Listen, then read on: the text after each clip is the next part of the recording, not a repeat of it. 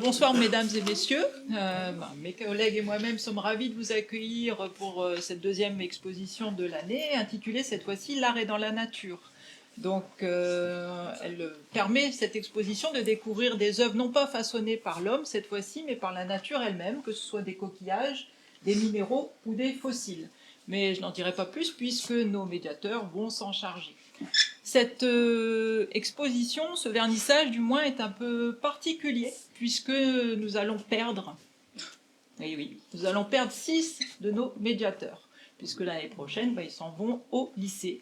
Donc c'est avec beaucoup d'émotion ce soir qu'on effectue ce vernissage et je vous demande de les applaudir bien fort pour leur investissement. Je m'appelle Maxence, je suis médiateur culturel. Donc aujourd'hui je vais vous présenter ce tableau. Donc ce tableau date de 1834, c'est une huile sur bois de Balthazar van der Ras. Donc Balthazar van der Ras est néerlandais. Donc ce panneau représente une composition très simple, très resserrée. Donc quelques coquillages en forme de cône et de cassis sont disposés. À gauche, un lézard apporte un peu de vie à l'ensemble du rendu. Le rendu est très réaliste. Après, voici l'ensemble de lambis. Donc, ces lambis sont très présents aux Antilles. Leur pêche est réglementée et c'est une espèce de menu rare. Ils ont de nombreux prédateurs, poissons, crustacés et tortues marines. Bonjour à tous, je vais vous présenter. Bonjour à tous, nous sommes médiateurs culturels, je m'appelle Noémie et du Corentin. Nous allons vous présenter les daliotis. Aliotis signifie oreille marine. Ces coquillages comportent plusieurs espèces. Les coquillages comportent entre 4 et 10 trous qui servent à respirer. L'animal ne bouge pas, il reste accroché au rocher. Dans une zone peu profonde, il se nourrit d'algues et de particules végétales. Ces coquillages ont plusieurs couleurs comme le jaune, le rose et le... C'est des ormeaux très rares dont la chair est recherchée, donc ils sont une espèce menacée. Bonjour, je m'appelle Naomi. Bonjour, je m'appelle Lily. Nous sommes en 4e et nous sommes médiatrices culturelles. Nous allons vous présenter ces 6 coquillages qui ont été pêchés dans les eaux australiennes, néo-zélandaises et japonaises. Tous les coquillages ont des noms et des couleurs différentes. Par exemple, celui-ci, il s'appelle Pecten pallium. Il a des rayures blanches et le reste, il est violet. Ces coquillages sont l'habitat d'un mollusque. C'est un animal bivalve. C'est-à-dire qu'il possède une coquille composée de 2 parties articulées. Ces pectènes vivent dans des eaux chaudes, plus précisément dans l'océan Indien. Merci de nous avoir écoutés. Bonjour, je m'appelle Athénaïs, je suis en 5e et je suis médiatrice culturelle. Je vais commencer par vous présenter cet ensemble de coquillages cassis. Le coquillage cassis est un mollusque gastéropode. Gastéropode vient du grec ancien gaster qui signifie ventre et de paus qui signifie pied. Gastéropode veut donc dire ventre-pied, car cette classe de mollusques est caractérisée par la présence d'un pied ventral et musclé qui constitue leur organe de locomotion. L'escargot et la limace, par exemple, font partie des gastéropodes. Le cassis possède une coquille lourde et solide dont la forme a été comparée à celle d'un casque au XVIIe siècle, car cassis signifie casque en latin. Il est présent en Atlantique Ouest, où il vit dans les eaux peu profondes et en partie enfoui dans le sable. Ce sera tout pour la présentation de ces coquillages. Donc bonjour, moi je m'appelle Max Le et je suis élève en 3e C au collège, mais aujourd'hui je suis médiateur culturel pour vous présenter les objets qui se trouvent dans ces vitrines. Donc je vais commencer par le groupe de coquillages Conus justicie. Donc les conus sont partis de la famille des conidés, une famille d'escargots marins carnivores vivant dans les mers chaudes et tropicales, donc par exemple l'océan Indien ou l'océan Pacifique. Certains spécimens de cette famille sont venimeux et mortels pour l'homme, mais cette caractéristique en fait n'empêche pas les collectionneurs de les apprécier et de les collectionner. En fait, donc tout simplement parce qu'ils ont une variété énorme de formes, de tailles, mais aussi de couleurs qui fait donc leur unicité, le fait qu'un seul coquillage est unique aux autres, et c'est ce qui fait leur succès parmi les collectionneurs. À présent, je vais donc enchaîner avec les pierres. Donc je vais commencer par la pyrite juste ici. Donc la pyrite est une pierre précieuse qui se caractérise par sa couleur dorée et ses cristaux de forme cubique. Ici, les cristaux, la pierre a été roulée et donc arrondie. Donc la pyrite a ce nom dû des mots grecs pyros et lithos, donc feu et pierre, donc, qui se traduirait par pierre de feu. Donc ce nom, tout simplement parce que lorsqu'elle est frappée avec, par exemple, de l'acier, en fait ce contact va créer des étincelles et c'est pour ça qu'ils l'ont appelée pyrite. Cette pierre est également appelée or des fous, donc tout simplement parce qu'elle est très ressemblante à l'or, et donc les chercheurs d'or, lorsqu'ils tombaient sur de la pyrite, ils pensaient qu'ils avaient de l'or entre les mains et étaient très heureux, mais au final très déçus de découvrir que ce n'était pas de l'or. À présent, je vais passer aux grenats. Donc les grenats sont des pierres précieuses qui se caractérisent par une variété de couleurs, donc principalement et dans la majorité des cas rouge ou brun foncé, mais parfois peut être plus orangé ou dans des tons jaunâtres. Donc le grenat était très prisé vers la fin de l'Antiquité et le début du Moyen-Âge, notamment dû le fait qu'elle soit rare et précieuse donc, mais maintenant elle est plus utilisée donc en joaillerie, donc pour faire des bijoux, ou dans l'industrie donc en fait parce qu'elle est très dure. C'est une de ses propriétés et c'est ce qui en fait son utilisation dans l'industrie. Bonjour à tous, je m'appelle Lilo Akar et je suis médiatrice culturelle. Bonjour, moi c'est Chloé et nous sommes en 5e. Le quartz est très répandu à la surface du globe, en particulier dans les roches de la continentale. Le quartz voilin, appelé également cristal de roche, est une variété de quartz très pur, incolore et transparent lorsqu'il y a des impuretés. Il se décline en différentes variétés définies par leur couleur, comme l'améthyste violette ou le quartz fumé, brun ou noir, présent ici. Donc là on a le brun. Non, Et à côté de le là, brun c'est le brun. et le violet. Et le violet là-bas. Passons aux agates, qui sont des minéraux. L'agate porte le nom d'une rivière silencieuse. L'agate est aussi une variété de calcédoine. Les minéraux ont tous des couleurs différentes. L'agate est une sorte de quartz.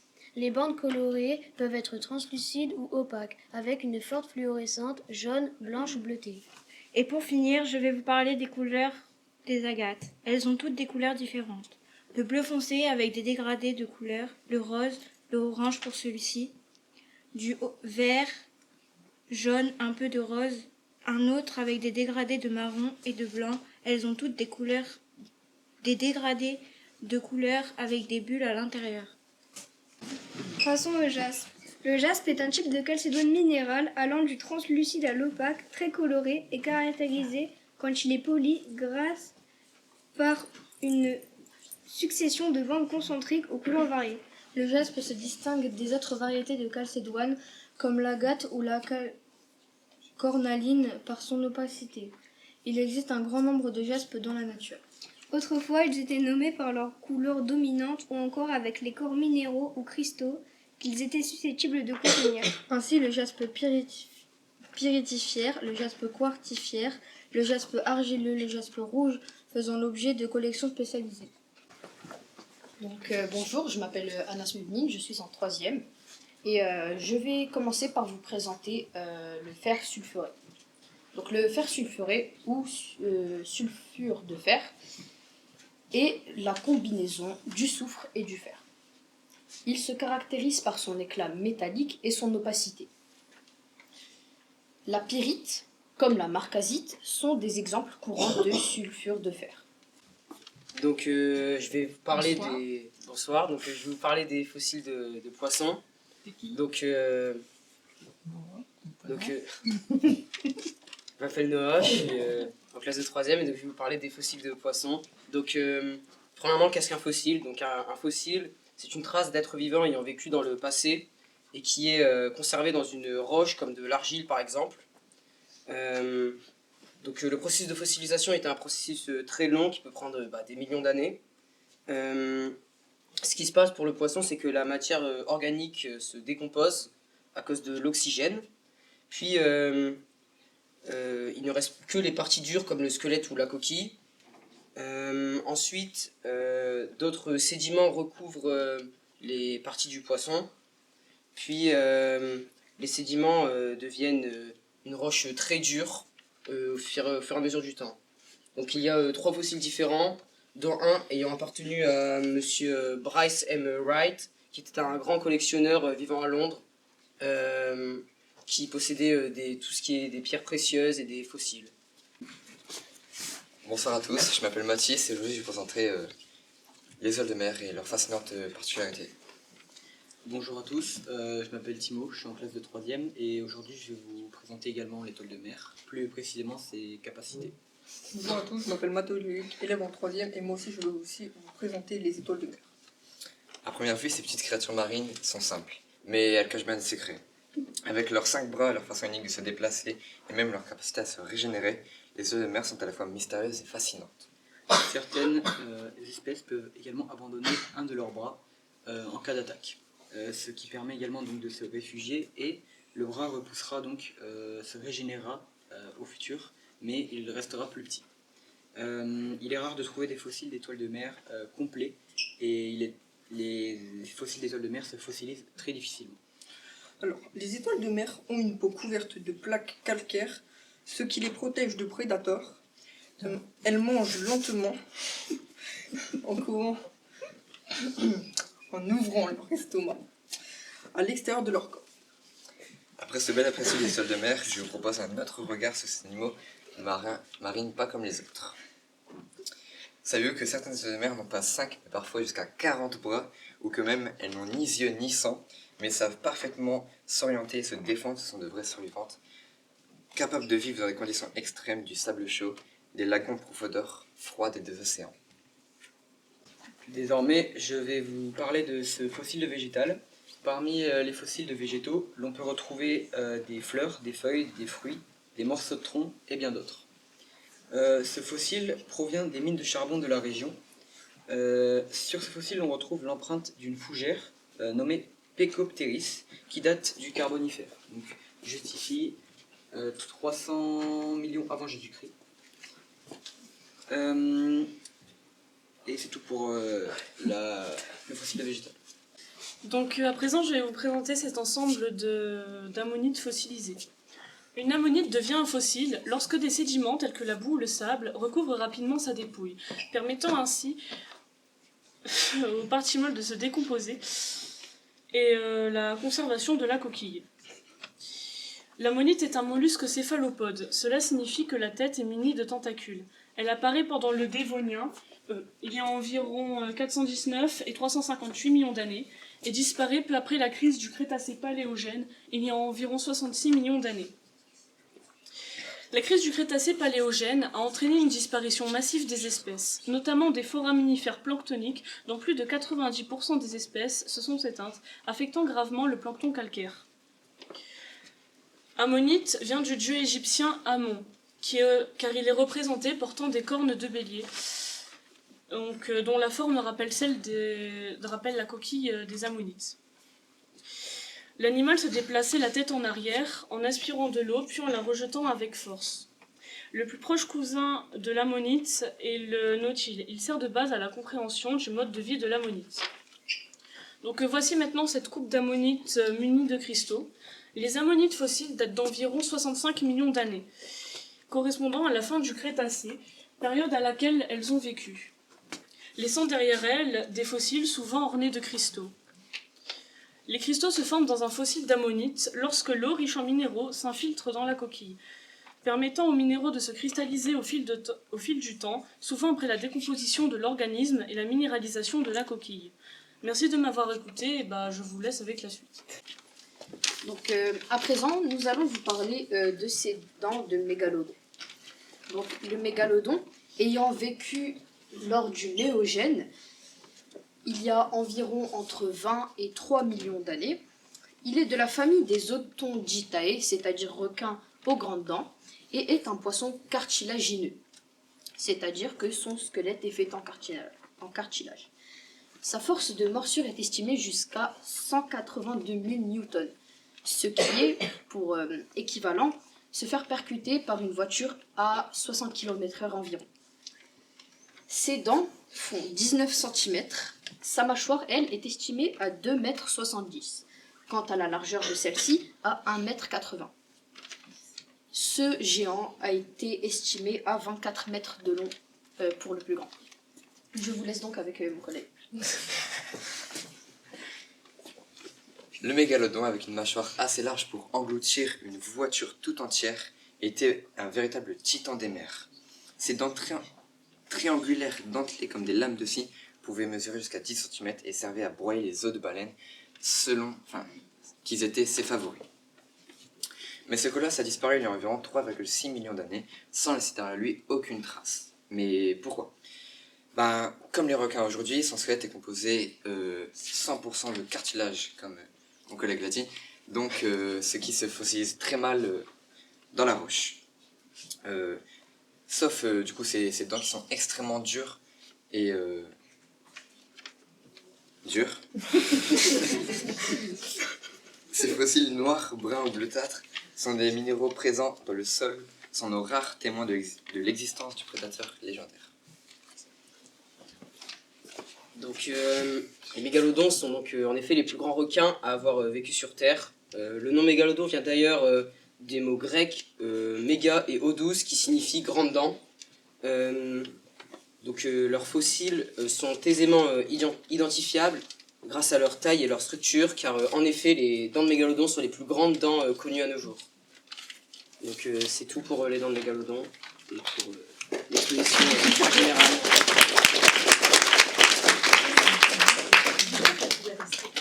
Ouais, je me permets de reprendre la parole puisque, comme je vous l'ai dit en préambule, on perd 6 de nos médiateurs culturels ce soir. Et 4 d'entre eux nous suivent quand même depuis le début de ce projet. Ils nous suivent donc depuis qu'ils sont en classe de 6e. Donc je demande à Max, à Anas, à Timo et à Noah de venir. Parce qu'on veut leur dire merci, on veut leur dire bravo et merci pour cet engagement, pour ce travail accompli, pour votre enthousiasme, votre bonne humeur durant ces 4 années. Donc on peut les applaudir bien fort.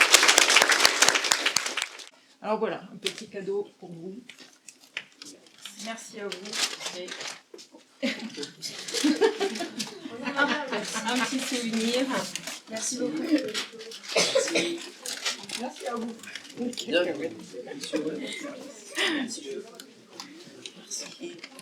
On peut quand les applaudir.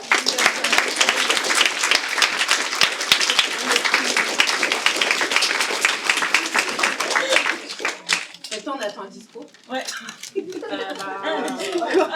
Allez, ça tourne, hein, faut meubler. Hein. Du coup, je me lance. Honnêtement, ce club, il a été très intéressant, très amusant. Du coup, moi, je suppose que c'est la même chose pour nous. Quand on s'est lancé en 6e, on était assez effrayés à l'idée de passer à l'oral devant donc un public. C'est vrai que c'était assez effrayant, mais du coup, on a décidé de poursuivre. Et maintenant, on est là. Et on a beaucoup plus d'aise à l'oral. Et du coup, moi je tiens à remercier les professeurs qui encadraient le projet, parce que j'ai trouvé ce projet vraiment intéressant et ça m'a permis un développement, je pense pour tous les autres médiateurs culturels également, à l'oral. Et je pense que c'était quelque chose qui était, c'était un petit plus dans mes années de collège, qui a vraiment rajouté une petite étincelle de magie, un peu, quelque chose de beau. Donc moi je tiens à remercier tout le monde et même les autres médiateurs culturels. Voilà.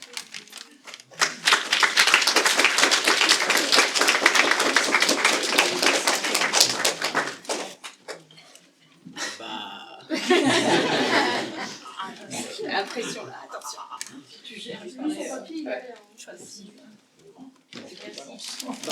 Ces années au club étaient plutôt vraiment sympathiques. On a pu passer tous de bons moments tous ensemble. Et on a pu aussi mieux se connaître. Toutes les sorties qu'on a fait se sont vraiment bien passées. On a pu vraiment s'amuser et compagnie. Le tour de carrousel aussi était plutôt pas mal. Et voilà, c'est tout ce que j'ai à dire.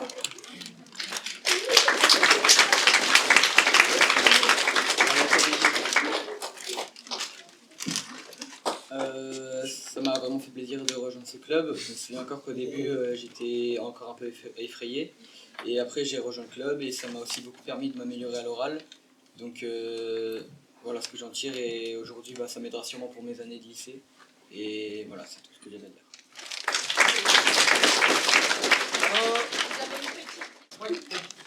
Place maintenant au buffet. Donc le buffet nous a été réalisé par au Silexpo. Le buffet nous a été réalisé par les élèves de SECPA qui se sont investis avec leurs professeurs, donc avec Edulis, les élèves de SECPA Edulis, avec Monsieur Terki et Monsieur Nicolas Lejardin. Monsieur Leguet, qui vont nous régaler ce soir. Donc merci aussi d'être venus. Merci à l'administration qui nous soutient depuis le début dans notre projet, dans nos idées. Et au musée Semblin, chez qui on est allé encore cet après-midi pour préparer pour l'année prochaine, puisque l'aventure d'Amusez-vous continue. Absolument. Voilà. Merci.